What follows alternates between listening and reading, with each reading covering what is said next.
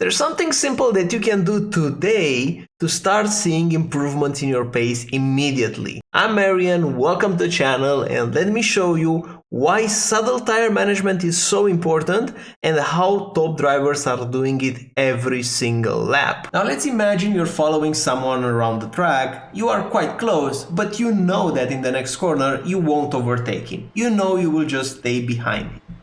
What all the top drivers are doing in order to conserve tires and basically have better pace later in the race when it's needed, not in this corner where we won't gain anything if we push, is to coast into the braking zone. So as you can see here in the trace, we're dropping the throttle, we're not braking yet because we want to make sure we won't overlap the throttle trace with the brake to avoid overheating the tire unnecessarily. So we don't do that, we just wait patiently, apply the brakes. Obviously we're gonna brake a bit earlier, and then while we corner, we try to not trail brake or to make minimal trail brake. We don't want to put more energy into the tires more than is needed, and also when we corner and we drop the throttle, it's better to do just a lift instead of adding that trail brake. It's most of the time better when following someone around because you'll have more tire life to make the move if you're not overheating unnecessarily. So right now I'm going to show you one more clip of that. You see no overlap initially, no overlap when pressing the throttle, that's also key, so having that little gap before and after the brake. And while cornering, it's okay to have a gap in your inputs, it's okay to coast because you are conserving tires. And at the end of the day, you're not going to make a move anyways.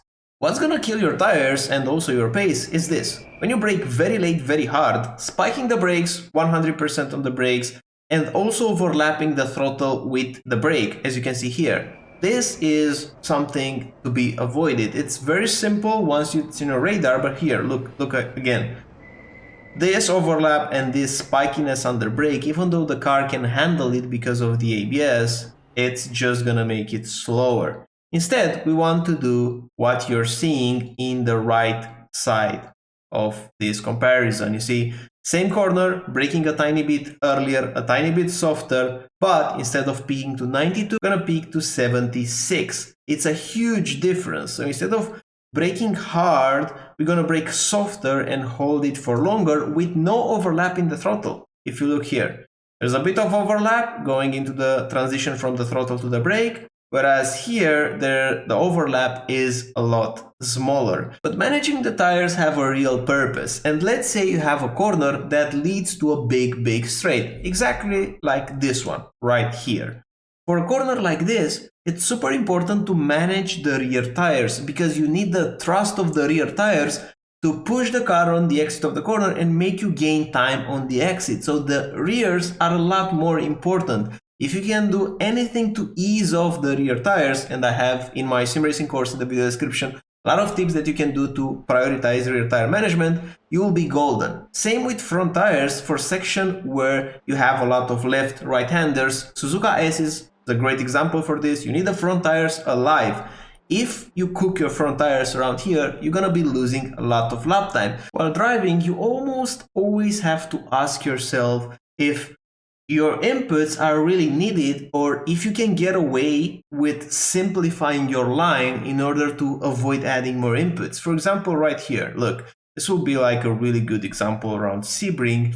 There's this corner where we're taking the shortest path under the braking zone by going diagonally towards the corner. So instead of aligning ourselves with those cones and being parallel with the white line on the left side, we're going into the braking like this. You see, we're still pointing towards the cones and then we straighten up the car. And even though this is a bit harder because it will be a lot easier to just being parallel with the white line, we're doing the braking and overall we're using less steering wheel angle because if we would have aligned ourselves, first of all, we would have traveled a longer distance and making the line a bit slower, but also we would have used the steering wheel a bit more just to align the car. And in this way, we just brake straight diagonally towards the curb and then we use a bit of steering wheel angle, of course, but it's still a bit less than doing the opposite. And this is just a subtle little way